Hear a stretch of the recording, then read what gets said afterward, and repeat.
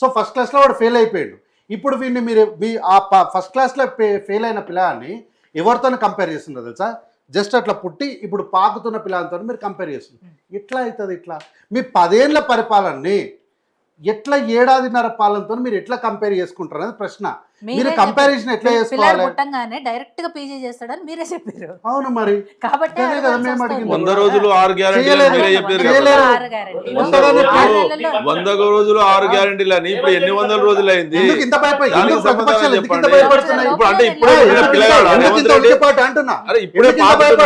అది కాదు, కాంగ్రెస్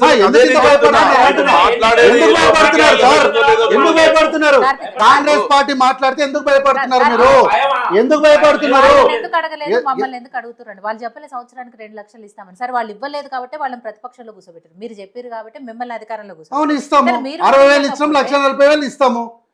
మేము కాదంటలేము. ఎందుకు మా టర్మ్? అవును, మా టర్మ్ అయిపోయేలో మీకు 1,40,000 ఉద్యోగాల్ని మీకు ఫిలప్ చేస్తాము మేడం. ఇప్పుడు 7.5 ఒక్క నిమిషం కాదు ఒక్క నిమిషం మేడం. మీరు 7 ఏడాదిన్నర అంటున్నారు కదా. మేము ప్రభుత్వంలోకి వచ్చింది ఎప్పుడు మేడం? డిసెంబర్లో. ఈ రాష్ట్రంలో ఎలక్షన్ కోడ్ వచ్చింది ఎప్పుడు మేడం? మార్చిలో ఫిబ్రవరిలో వచ్చింది. అంటే దాదాపు అంటే ఈసారి ముందు ఇచ్చారు మేడం ఎలక్షన్ కోడ్. జనరల్గా ఇవ్వాల్సిన దానికన్నా ఈసారి ఎలక్షన్ కోడ్ చాలా ముందు ఇచ్చారు. అంటే సహజంగా ఏంది 3 నెలలు 4 నెలలు ఇస్తుండే. ఈసారి దాదాపు 6-7 నెలలు ఇచ్చారు ఎలక్షన్ కోడ్ ముందరికి జరిపి. ఏమి ఇచ్చారు మరి? ఎందుకు ఇచ్చారు? వాళ్ళని అడగాలి. ముందుకు ఇచ్చారు మాకు. ఆల్మోస్ట్ 4-5 మంత్స్ ఇచ్చారు. జనవరి నుంచే మనకి ఎలక్షన్ కోడ్ వచ్చింది. కాబట్టి ఇప్పుడు మరి ఈ పీరియడ్ని మనం ఎగ్జామ్షన్లో తీసుకోవాలి కదా. ఎందుకు ఎగ్జామ్షన్లకు తీసుకుంటలేరు? కాబట్టి మీరు ఈరోజు మాట్లాడుకుంటూ అన్నగారు సవాల్ చేసుకుంటూ కొండారెడ్డిపల్లి వస్తారా, కొడంగల్ వస్తారా, ఆడికి వస్తారా, ఈడికి వస్తారా అని. మీరు కొడంగల్కి రావాలంటే ఏమంటున్నా, మీరు కొడంగల్కి రావాలంటే 72 గంటలు అక్కడ స్థానిక శాసనసభ్యుడిగా పోటీ చేస్తున్నటువంటి రేవంత్ అన్నను 72 గంటలు అరెస్ట్ కూడా కాదు, అది కనీసం అరెస్ట్ కూడా చూపెట్టలేదు ఈ రోజు వరకు. నిర్బంధించారు అంతే. ఎస్ఓటి పోలీసులు వచ్చి ఎత్తుకపోయారు. దానికి ఒక లెక్క లేదు, పత్రం లేదు. దీన్ని ఏమంటారో మరి వాళ్ళే చెప్పాలి. కానీ మేము గజ్జేలకు వస్తామన్నప్పుడు ఇట్లా చేయలే, వస్తామని చెప్పినాం, సవాల్ చేసినాం. మీరు మొత్తం మీ ఊర్లో మీ కులపోళ్ళందరినీ మీ వాళ్ళందరినీ పిలిపించుకోండి, నేను వస్తా అని చెప్పినాం, గజ్జేలకు వచ్చినాం. ఇది ధైర్యం అంటే, ఇది సవాల్ అంటే. ఇట్లా చేయాలి సవాల్ అంటే. ఈరోజు ఏదో రైతు బంధు ఆడెగ్గొట్టిండ్రు ఈడెగ్గొట్టిండ్రు అంటారు. మీ ఎందుకు ఆ పరిస్థితి వచ్చిందంటే మీరు చక్కగా చేయక దాన్ని చక్కగా చేయడానికి టైం పట్టింది. మీరు దేనికి ఇచ్చారు? వెంచర్లకు ఇచ్చారు, రోడ్లకు ఇచ్చారు, ఫంక్షన్ హాల్లకు, సినిమా హాల్లకు ఇచ్చారు. సరే పాత పోయిన గద్దె పోయింది, ఊకెన్నాళ్ళు రా నాయన పాటనోట పాసినోట ఈ పాట అని మేము అనుకుంటుంటే నిన్నగాక మొన్న హరీష్ అన్న వచ్చి ఏం మాట్లాడుతుండు? ఔటర్ రింగ్ రోడ్డు మధ్యలో ఉన్న దానికంట రైతు బంధు ఇవ్వాలంట. ఏం చెప్పాలి? నేను సవాల్ చేస్తా, ఎవరు వస్తారో రండి. ఔటర్ రింగ్ రోడ్డు మధ్యలో పంట పండించేటోడు ఎవరు నాకు చూపెట్టండి. మీరు ఈ ఔటర్ రింగ్ రోడ్డు మధ్యలో పంటలు పండిస్తున్నారు వీళ్ళని చూపిస్తే నేను రీసెంట్గా తీసుకున్న పొలాన్ని మీకే రాసిస్తా, తీసుకపోండి. ఇది నేను సవాల్ చేస్తున్నా.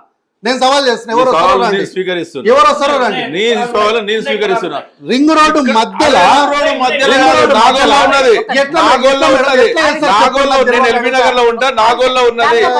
నాగోల్లో ఉన్నది, రామరెడ్డి సార్కి తెలుసు. నాగోల్లో ఉన్నది. నాగోల్ మెట్రో 4 కిలోమీటర్లు. నాగోల్ మెట్రో స్టేషన్ 4 కిలోమీటర్లు. పంట పొలం, వరి పంట పొలం ఉన్నది. ఇదే లైవ్ డిబేట్. మీ లైవ్ ఛానల్ తీసుకొని రండి, నేను చూపిస్తా. లేకపోతే మీరు అన్నదానికి అరే నేనుండే అక్కడే ఉంటా. నేనుండేది అక్కడే. నేనుండే నా ఇంటికి 4 కిలోమీటర్లు, ఎల్బీ నగర్ కు 4 కిలోమీటర్ల దూరంలో వరి పంట 4 కిలోమీటర్ దూరంలో హరీష్ రావు గారు చెప్పింది ఔటర్ రింగ్ రోడ్ మధ్యలో. అరే రామా, ఔటర్ రింగ్ రోడ్ మధ్యలోనే ఎల్బీ నగర్ రింగ్ రోడ్ 4 కిలోమీటర్లు. మీరు కన్ఫ్యూజ్ ప్రజల్ని మీరు తప్పుగా పట్టించారు, కార్మికులు తప్పుగా పట్టించారు. మీరు ప్రజల్ని తప్పుగా పట్టించారు, కార్మికులు తప్పుగా పట్టించారు.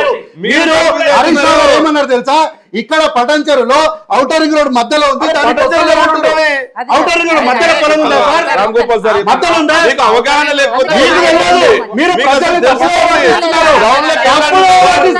దొంగలు మీరు, దొంగలు మీరు, దొంగలు మీరు, దొంగలు. ప్రజలు ఆయన పటంచెరులో ఔటర్ రింగ్ రోడ్ మధ్యలో ఉన్నారు. ఎలా ఉంది? తప్పించుకోవడం కోసం మాత్రమే ఇలాంటి భాష మాట్లాడతారు మీరు. ఏంది మీరు దొంగలు అంటున్నా? దొంగలు ఏమైనా అంటారంటే మీరు బీఆర్కే పవన్ కళ్యాణ్ మాట్లాడింది ఎవరో కాదు, రామ్ గోపాల్ గారికి ఐడియా ఉంటుంది. ఇప్పుడు అవుటర్ రింగ్ రోడ్ లోపల వ్యవసాయం ఉంది. ఎక్కడ అంటే ఇప్పుడు ఆదిబట్ల, కొంగర కుర్దు, తర్వాత బాలాపూర్, అక్కడ పోతే మేడిపల్లి ఏరియాల నాగోల్లో ఉన్నది. ఇప్పుడు కూడా ఇట్లా ఈ రింగ్ చూపిస్తే రింగ్ మధ్యలో ఉందా సార్? రింగ్ మధ్యన రింగ్ లోపల ఇన్సైడ్ రింగ్ రోడ్. ఇప్పుడు ఇట్లా కాదు, హరీష్ రావు గారు చూపించింది ఏం తెలుసా? ఇట్లా మనం అవుటర్ రింగ్ రోడ్ దిగినాక ఇట్లా పైకి ఎక్కే రింగ్ ఉంటది కదా, ఆ రింగ్ మధ్యలో ఉన్న పొలాన్ని చూపించి దానికి రైతు బంధు ఇవ్వాలని అన్నాడు. రింగుల మధ్యన పొలం ఎక్కడ లేదు. అదే నేను చెప్పేది. మళ్ళీ ఆయన చూపించింది కదే, వీళ్ళు దాన్ని తప్పుదోవ పట్టిస్తున్నారు, వీళ్ళు దాన్ని తప్పుదోవ పట్టిస్తున్నారు. వాళ్ళు ఆయన పటంచర్ల మాట్లాడిన దానికి గెలవకపోతే నేనేం చేస్తాను? ఒక నిమిషం.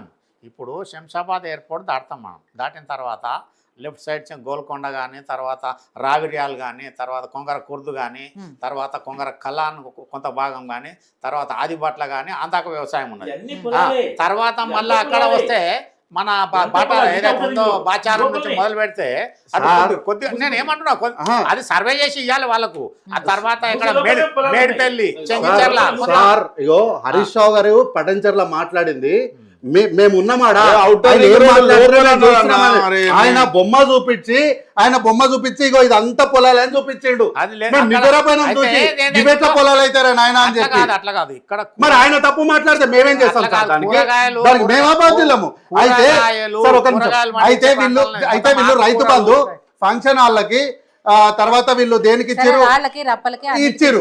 దాన్ని సరి చేయడానికి టైం పట్టింది. టైం పట్టిన తర్వాత మేము లోపల పెట్టుకొని కూర్చున్నామా? రైతు బంధు ఇచ్చేసాం. రైతు బంధు ఇప్పుడు ఇచ్చిన తర్వాత వీళ్ళు ఏమంటారు? ఎన్నికలు ఉన్నాయి కాబట్టి ఇచ్చినామని వీళ్ళు అంటున్నారు. నేను వీళ్ళకి సూటిగా ప్రశ్న అడుగుతా, ఎన్నికల డేట్ మేము చెప్పినామా? మేడం ఎన్నికల డేట్ కోర్టు చెప్పింది.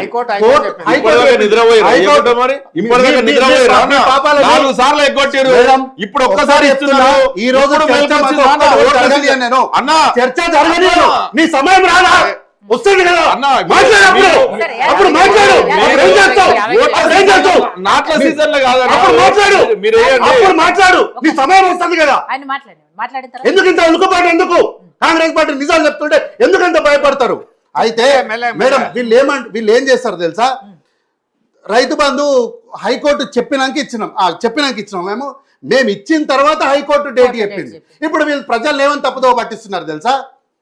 ఎన్నికలు ఉన్నాయి కాబట్టి వీళ్ళు రైతు బంధు ఇచ్చిరని. కొంచెం మనస్సాక్షి ఉండద్దా మేడం మాట్లాడేటప్పుడు? మేము రైతు బంధుని అనౌన్స్ చేసిన తర్వాత కొన్ని గంటల తర్వాత హైకోర్టు వచ్చి మీరు ఫలానా డేట్ లోపు ఎన్నికలు పెట్టాలని చెప్పింది. అప్పటికి ఇంకా డేట్ కూడా చెప్పలేదు, ఓన్లీ డెడ్ లైన్ మాత్రమే పెట్టింది. ఇప్పుడు వీళ్ళు ప్రజల్ని తప్పుదో పట్టిస్తున్నట్ట కానట. కాబట్టి నేనేమంటున్నా, ఏ గ్రామానికి వెళ్దామో రండి మీరు వెళ్దాం అన్నారు కదా. నేను ఇదే వేదిక పైన సాదిక్ సార్ ఛాలెంజ్ చేస్తాను. నేను సాదిక్ సార్కి ఛాలెంజ్ చూపించిన కదా, రమ్మన్నట్టు మీ కెమెరా తీసుకొని పోదాము. రైతు రుణమాఫీ ఎవరెవరు చేసాం మేము గోడల మీద వేసినాం. మీ హయాంలో వేసినరా ఎప్పుడన్నా? అసలు అట్లాంటి ఆలోచన ఎప్పుడన్నా చేసిరా? కనీసం ధైర్యం చేసిరా? ₹1,00,000 రుణమాఫీని 5 నుంచి 6 సార్లు చేసిరు. మేము 2 లక్షల రుణమాఫీని దాన్ని స్లాబ్ వైజ్గా 4 దఫాల్లో స్లాబ్ వైజ్గా చేసినాం. అంటే 50,000 వరకు తీసుకున్న వాళ్ళు ఒకటేసారి కట్ ఆఫ్. అది తర్వాత ₹1,00,000 కట్ ఆఫ్, 1,50,000 కట్ ఆఫ్, 2 లక్షలు కట్ ఆఫ్. దీనికి వీళ్ళు అనేకమైనటువంటి మరకలు అంటించి ఈరోజు స్వార్థపూరికమైనటువంటి రాజకీయాలు చేస్తున్నారు. అయితే ఇంతకుముందు అన్నగారు ఏదో మాట్లాడుకుంటూ తెలంగాణ రాష్ట్రాన్ని కేసీఆర్ గారు తెగ కొట్లాడి తెచ్చిండ్రు, అస్సలు ఇక కేసీఆర్ అంతా ఇదే లేరు, ఎవ్వరూ చేయలేదు తెలంగాణ రాష్ట్రంలో అన్నారు. అయితే ఇదే నేను కూడా నిజం అనుకుని ఇన్ని రోజులు నిజంగానే తెలంగాణ రాష్ట్రాన్ని కేసీఆర్ గారే తెచ్చిరేమో అనుకుంటే నిన్న కాక మొన్న కేసీఆర్ గారు కోర్టుకు పోయారు. ఎందుకు? High court stays legal proceedings against KCR in rail road. ఏమంటారు? Prabhakar Rao appearing on behalf of Chandrashekar Rao contended that during the separation movement the call was given by Telangana joint action committee. KCR గారు ఉద్యమ నాయకుడు కాదు, అందరిలాగానే ఆయన కూడా ఒక ఉద్యమకారుడు. కానీ ఏ ఉద్యమకారుడు? ధైర్యం లేని ఉద్యమకారుడు.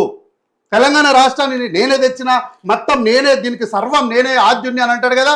మరి రైల్ రోకో కేసులా ధైర్యం ఉన్నోడైతే, నిజంగా ఉద్యమకారుడైతే, వీళ్ళు ఉద్యమ నాయకుడు అంటారు కదా, ఉద్యమకారుడు కాదు, అంత నాయకుడు అయినోడు ఎస్ ఆ రోజు తెలంగాణ రాష్ట్ర ఆవిర్భావం కోసం నేను రైలు రోకో చేయించిన, దీనికి పూర్తి బాధ్యత నాదే, ఏ శిక్షకైనా నేను సిద్ధంగా ఉన్నాను ధైర్యంగా ఒప్పుకునేది పోయి లే నాకేం సంబంధం లేదు, అసలు నేను ఆడ లేనే లేను, ఇది ఎవరు ఇచ్చిరో ఎవరు చెప్పిరో నాకు తెలియనే తెలియదు, నేను కాదు ఈ కాల్ ఇచ్చింది,